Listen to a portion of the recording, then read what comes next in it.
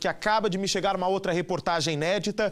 Uma advogada com sinais de embriaguez atropelou duas mulheres que passavam na calçada. Maria, de 48 anos, está internada. Outra vítima acabou morrendo no hospital. Reportagem que acabou de ficar pronta. Põe no ar.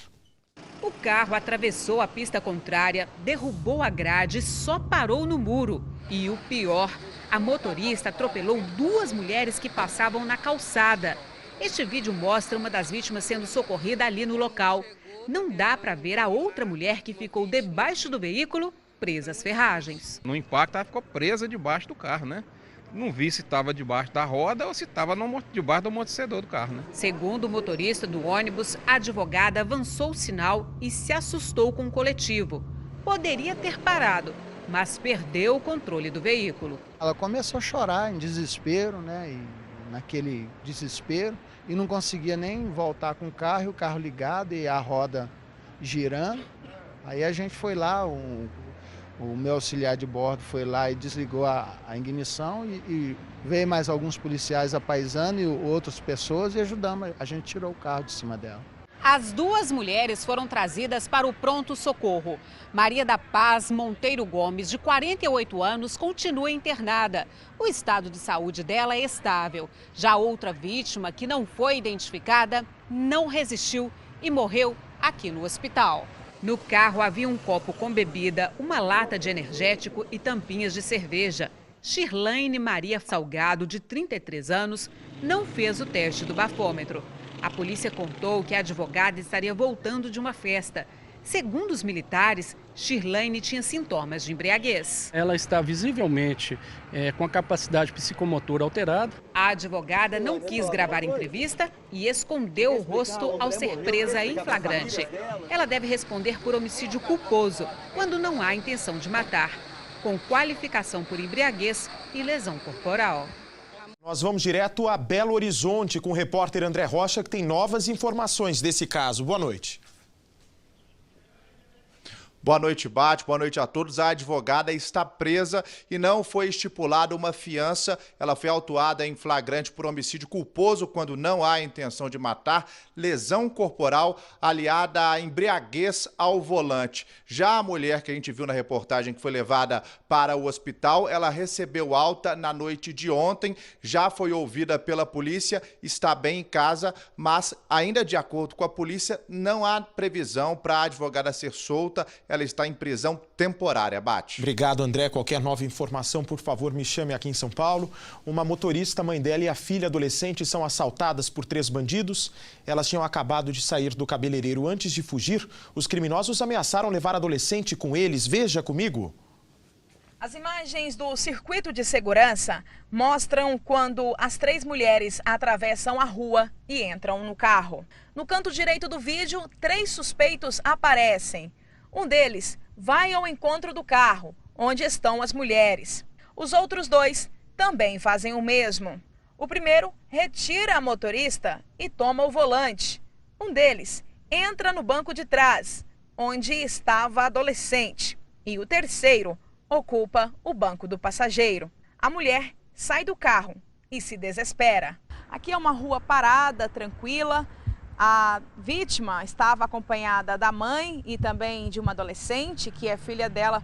Elas estavam se arrumando em um salão de beleza que fica bem aqui em frente e o carro dela estava aqui do outro lado da rua, quando esses 3 rapazes apareceram e renderam as 3 já aqui dentro do carro. No desespero todo, minha mãe falou: pode levar cartão, pode levar bolsa, levar o veículo, que tem cartão, tem senha. A vítima contou que foi tudo muito rápido, cerca de 1 minuto. Segundo ela, o momento mais complicado foi quando viu a filha no banco de trás, junto com um dos bandidos. Eles falavam: vamos levar ela, vamos levar ela. Então o nosso desespero foi porque eles queriam levar a menina. Ela tá assustada, ela não fica em casa sozinha, não foi na aula. Já roubaram aqui os vizinhos nossos, que quase tudo aqui na região. Ah, então tem muito assalto aqui na região? Muito assalto. Uma casa aqui do lado que vende produtos de informática, direto é assaltado. Uma história de divisão de bens de um casal termina em tragédia em São Paulo. É a reportagem que acabou de me chegar. Esses 3 têm envolvimento direto com a história. Esse aqui é um guarda civil metropolitano. Essa mulher, que era disputada pelos dois, eles se relacionaram, mas no exato instante em que houve a divisão de bens, acontece o pior.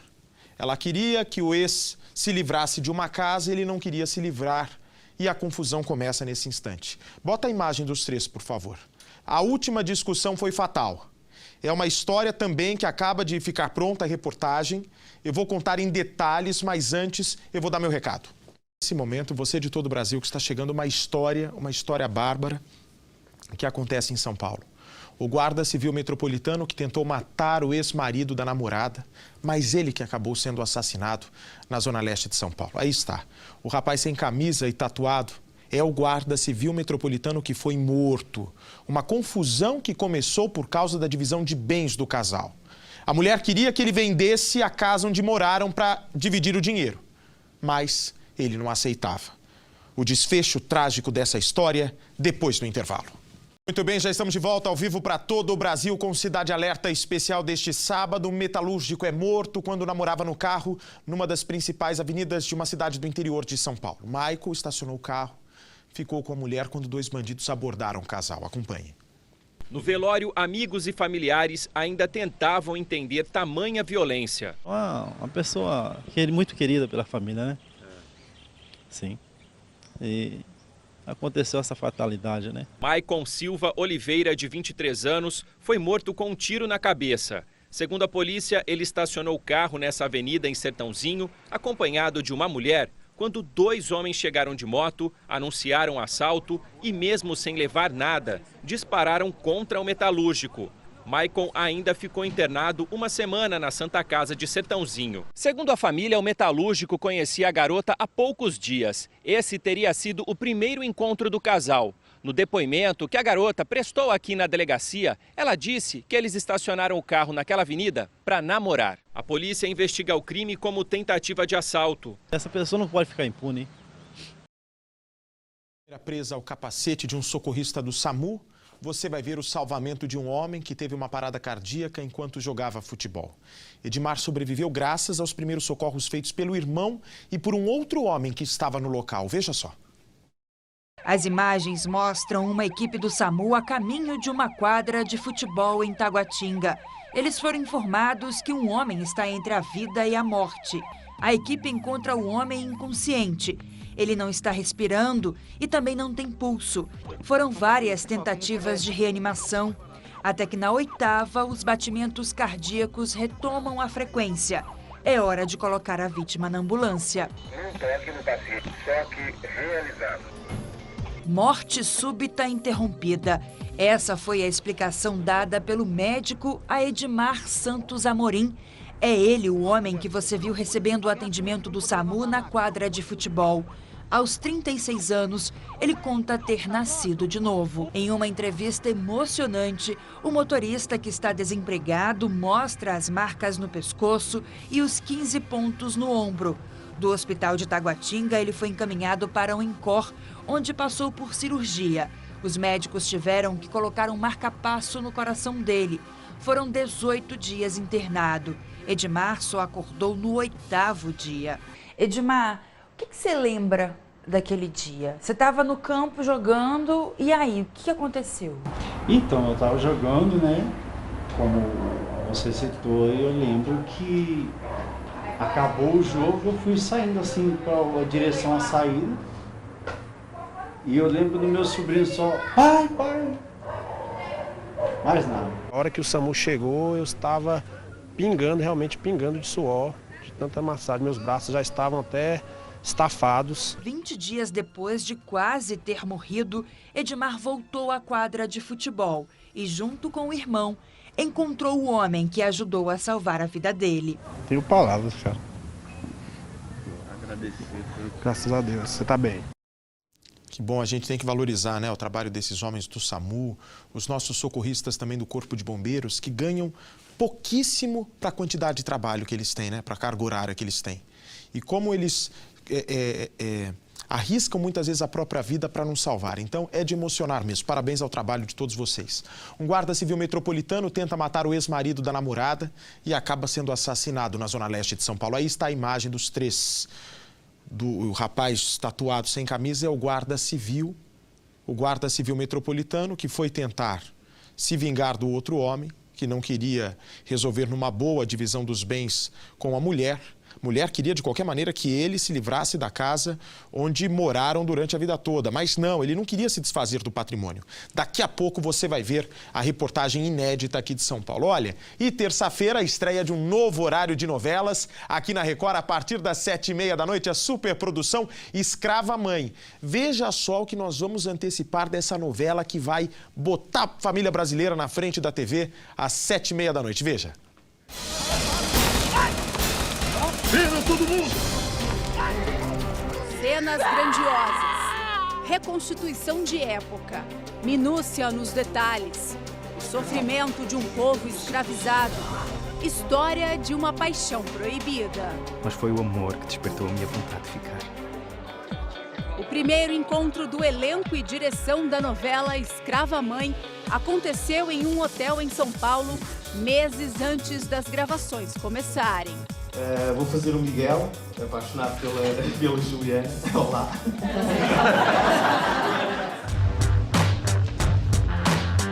Nenhuma novela foi feita em 4K, a gente está vindo com uma tecnologia de ponta, câmeras chegando agora dos Estados Unidos, material todo novo, de primeira qualidade. Quem é o senhor? Seu futuro noivo. Gabriela Moreira será Juliana, a protagonista. Ela será a escrava que vai viver momentos dramáticos até o nascimento da sua filha, a escrava Isaura. Estou com muita vontade de fazer acontecer e queria agradecer a oportunidade. Tenho estudado bastante, né? Afinal de contas é uma história de peso, a gente vai estar retratando uma coisa que já aconteceu na vida de todos nós, muito importante.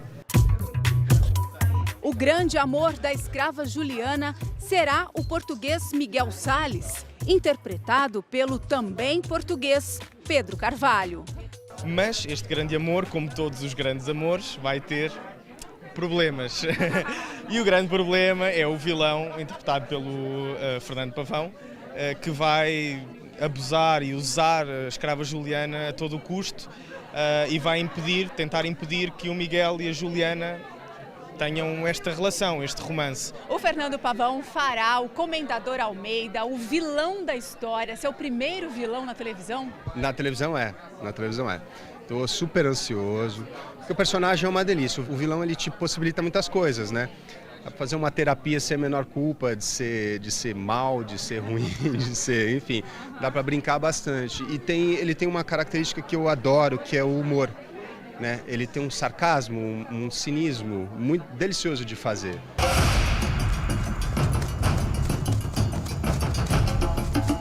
Nós viemos até o Polo Cinematográfico de Paulínia, no interior de São Paulo, onde os atores de Escrava Mãe começam aos poucos a se envolverem com a história. E a caracterização é uma das preparações mais aguardadas pelos artistas. Pedro não esconde a surpresa ao ver Gabriela vestida de Juliana. Meu trabalho não acontece se o figurino não ajudar, se a caracterização não ajudar. Essa parte é muito importante pra gente. E tá sendo uma delícia, todos esses dias aqui estão maravilhosos. Os principais cenários começaram a ser montados há um ano. Perto dali, os atores ensaiavam as primeiras falas de Escrava Mãe. Vai embora daqui agora. Tudo bem. A gente passa o texto, a gente vai aprofundando as questões dos personagens, a gente vai afinando para poder chegar no set para gravar, todo mundo já preparado, pronto para fazer as cenas. Gravando. Mas meu pai... Chega, Tomás! Chega!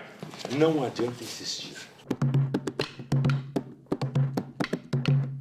Mas antes de colocar a mão na massa de verdade, os artistas fizeram oficinas para se envolverem mais na trama. Filipa é a pessoa mais moderna dessa novela. Ela luta capoeira, joga maculelê com os escravos, na senzala, o que pra época era bem forte, bem pesado. Quem é voz me solta! Ela é filha do coronel.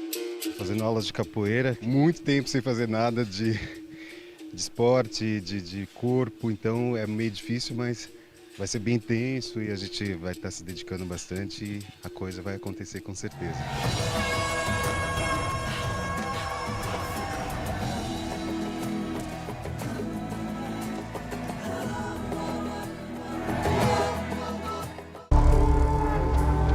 cabelos e adereços típicos de tribos da África. Nas primeiras cenas da novela Escrava Mãe, os figurantes vão ocupar um espaço especial na trama. Tudo para recontar a chegada dos portugueses na região de Angola, o principal mercado de escravos que abastecia as plantações de cana-de-açúcar no Brasil. Mais de 20 toneladas de equipamentos de filmagem, luz e cenário são espalhados em pontos estratégicos dessa praia no litoral norte de São Paulo. As cenas se reproduzem em detalhes como escravos, depois de arrancados de suas tribos, eram obrigados a se livrar de hábitos e costumes, ainda em território africano. Hoje as câmeras de última geração da novela estão voltadas todas para mais de 60 figurantes. São haitianos e brasileiros que encenam os escravos africanos logo depois da captura. Essa cena de grande impacto emocional faz parte do primeiro capítulo da novela. Escrava Mãe vai mostrar como homens e mulheres eram submetidos a todo tipo de violência e tiveram corpos marcados a ferro quente como mercadorias. O ator Marcelo Batista interpreta Kamal, um dos personagens importantes da trama, capturado em Angola e vítima de muitas agressões. Brutalidade, violência, tinha muita coisa muito pesada, né? E isso vai emocionar o público de uma maneira muito forte. Nayara Justino será Luena, companheira de Kamal, também escravizada e mãe da personagem principal da novela. É muita história, né? Então fica muita flor da pele a emoção. Que futuro, Kamal? Seus filhos da nossa terra estão perdendo a liberdade. Escrava Mãe promete voltar no tempo para recontar um capítulo doloroso e importante da história do Brasil, repleto de conflitos e dramas.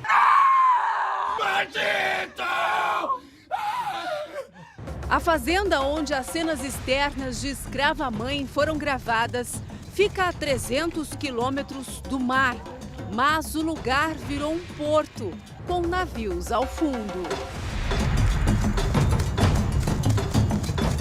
E peixes nas barracas. Com nossos avanços tecnológicos, com a nossa equipe de efeito especial, quando essa grua, que tem quase 20 metros de altura, revelar o mar lá atrás, a gente vai ver navios, velas e uma tempestade que se anuncia. Essa fazenda já foi usada como cenário para a novela Escravizaura. E agora, cenas importantes de Escrava Mãe estão sendo rodadas aqui. Mais de 100 pessoas estão envolvidas nas gravações de hoje. Para alguns figurantes, esse é um mundo novo. Achei bacana, porque eu nunca tinha visto, nunca tinha presenciado uma situação dessa, né? Todos estão aqui com o mesmo propósito: voltar para o ano de 1840. Mercadorias, carros de boi, guindastes que carregam sacos de farinha para os barcos. O comércio no cais é forte. E para tudo funcionar, entra em cena Bárbara, a assistente de direção. Vai, gente. E ela grita. Anda. Grita muito. Vai. Controlar, fazer todas as pessoas aqui andarem e funcionar tudo. A gente dá vida a esse porto que a gente está criando. E tem que ser tudo no gogó. Tudo no gogó. O figurino impecável também ajuda o ator a dar vida ao personagem, que será o vilão da novela. Estou muito impressionado, porque a riqueza dos detalhes que estão sendo criados é muito grande, sabe? O elenco todo afinadíssimo, você vê todo mundo dentro dos seus personagens, fazendo o seu melhor. A qualidade do que está sendo imprimido é muito bacana, Eu tenho certeza que essa novela vai ser lindíssima e as pessoas vão se interessar muito pela história. A nova novela da Record faz parte de uma história conhecida pelo público. Isso porque Juliana é a mãe da Escravizaura. Quem se apaixonou por uma das novelas mais populares da televisão mundial. Então, Isaura, está pronta para o castigo ou vai mudar de ideia? Estou pronta. Vai torcer agora pela mãe de Isaura. Volta aqui, Juliana! E saber como a saga dessa família começou. Acho que parecem durar uma eternidade. Nesta terça, 7h30 da noite, estreia Escrava Mãe. Muito bem, logo depois do Cidade Alerta, 7h30 da noite, você vai acompanhar o novo sucesso da teledramaturgia brasileira. Não perca, reúna toda a família, porque eu tenho certeza que vai ser um grande espetáculo. Nesta terça-feira, às 7h30 da noite. Bandidos invadem um lava-jato, o dono do local reage e acaba morto na frente da esposa, que também fica ferida. Põe no ar a reportagem. Tiros, correria. Os assaltantes entraram armados no lava-jato. Queriam dinheiro. Pretendiam também levar esta moto, que pertence ao marido desta mulher. A chave não estava aqui com meu esposo, não deixa. Aí eles foram, pegaram, entrou lá dentro, pegou o dinheiro do lava-jato, fora mais o notebook. De acordo com testemunhas, os bandidos pararam um carro preto roubado aqui nessa rua. Eles desceram, passaram pelo lava-jato e entraram no portão. Lá dentro, abordaram as vítimas. No momento, havia 2 homens e uma mulher. O dono do lava-jato reagiu e brigou com os bandidos. Ele estava bem aqui no momento em que levou um tiro nas costas e outro na cabeça. Ele chegou a ser socorrido, mas não resistiu. Este jovem trabalha no lava-jato e viu como tudo aconteceu. Ele conta que quase foi baleado. Foi a hora que ele empurrou ele aqui e deu um tiro nas costas e falou, pode dar outro, e deu um na cara dele. Aí eu corri lá pra dentro e escapei, que eles até deu tiro na minha direção também. O dono do lava-jato, José Ribamar dos Santos, tinha 34 anos. A mulher dele foi baleada de raspão e não corre risco de morrer. Eles bateram nela, que nasce na perna dela, tá machucada. Depois do assassinato, os bandidos abordaram o motorista desse carro para fugir. Ele foi obrigado a deixar o veículo e começou a perseguir os criminosos em uma moto. Aproximadamente 5 quilômetros depois, o carro morreu por causa do sistema antifurto. A polícia foi chamada e conseguiu chegar até os criminosos. 2 rapazes foram presos, um deles foi baleado. O terceiro conseguiu fugir. A polícia apreendeu os 2 revólveres usados no crime. Eu quero lembrar todos que todos os dias, às 6 da manhã em ponto para São Paulo e 6h30 para todo o Brasil, tem o nosso encontro no Balanço Geral Manhã, tá certo? Então, eu, Lombardi, o comandante Hamilton, toda a nossa equipe espera vocês com muito carinho. Um empresário de 24 anos é abordado por 2 bandidos na zona sul de São Paulo. A vítima havia acabado de sair da academia e seguia para o escritório quando foi sequestrada. Da imagem, por favor. Aqui de São Paulo, uma pessoa presenciou a abordagem. Acabou chamando a polícia, teve perseguição. A informação é que os bandidos em fuga entraram numa rua sem saída e atingiram uma viatura que fazia patrulhamento de rotina. Começou o tiroteio. Um criminoso foi baleado, levado para o hospital, o outro conseguiu fugir. A vítima, por muita sorte, não se feriu. Muito bem, olha, você de todo o país que está chegando agora, uma reportagem inédita da Zona Leste de São Paulo, uma tragédia. Esses 3 se envolveram numa história por causa da divisão de bens. Robson e Aline, casados há 10 anos, começam as brigas e decidem, portanto, se separar. Aline sai de casa com 2 filhas e em pouco tempo já vai morar com o novo namorado Orlando, que é o guarda civil metropolitano, esse homem de tatuagem. Mas a Aline ainda continua discutindo a divisão de bens. Ela quer que o ex-marido venda a casa e dê o dinheiro para ela. Robson, motorista de ônibus na última corrida do dia, quando chega na última parada, é surpreendido por Orlando. Orlando atira. Atira no motorista e foge. Robson sobrevive e planeja a vingança. Veja. Este é Robson. Ele gravou este vídeo logo depois de dar entrada em um hospital da Zona Leste de São Paulo. Eu quis fazer isso aqui, tudo por causa de uma casa, um carro, uma moto velha. Pra que isso aí? Se mandar seu namorado tentar matar eu. É uma mensagem para a ex-mulher com quem foi casado por 10 anos. Robson e Aline tiveram 2 filhas e há 1 ano decidiram se separar. Aline arrumou um novo namorado, Orlando, um guarda civil metropolitano de Guarulhos. O problema entre o ex-casal começou quando Aline saiu de casa e exigiu que o imóvel onde Robson mora com a atual mulher fosse vendido. Orlando, o namorado de Aline, não gostou de ver a companheira descontente e decidiu agir. Orlando, você vacilou, hein, mano? Você nem sabe a história de nada e abraçou as ideias de mulher, hein? Robson foi parar no hospital depois de sofrer um atentado. Motorista de micro-ônibus, ele terminava a jornada de trabalho. Mas, no ponto, um passageiro indesejado o aguardava. Era Orlando, que entrou logo que a porta se abriu e disparou 5 vezes em direção ao motorista. Orlando fugiu. Robson foi socorrido. Quem me atirou em mim foi Orlando. E é o seguinte, tem câmera antes que ele entrou e tem câmera antes que ele saiu. Robson ficou apenas um dia neste hospital. Ele diz ter visto Orlando rondando o lugar. Com medo, a família decidiu levá-lo para casa. A irmã de Robson, que é enfermeira, se encarregou dos cuidados com os ferimentos. E tudo parecia estar em paz. Mas só parecia. Do lado de fora da casa, veio outro susto. O pai do Robson, seu Alvaci, estava em frente à casa dele, encostado nesse carro, quando Orlando estacionou o veículo dele aqui na frente e já desceu indagando. Perguntou se o senhor era mesmo o pai do Robson. Depois disso, o que foi que aconteceu, seu Alvaci? Sacou a da arma e revidou atirando sobre mim, onde eu saí correndo, entrei na primeira rua e ele dando tiro em mim, onde meu filho... conseguiu correr naquela direção sem rumo? Sem rumo. E ele atirando de mim, onde não conseguiu me acertar. Os tiros foram ouvidos do lado de dentro da casa pelo cunhado do Robson.